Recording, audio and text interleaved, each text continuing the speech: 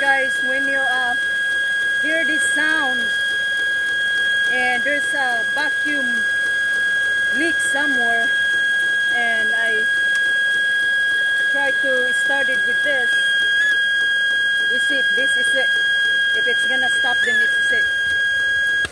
Okay, that's it, guys, on your engine right there. And if you put this one back, I don't know what it's called, but that's what it is. It goes.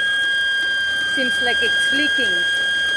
So what I got to do now is follow this right here all the way there.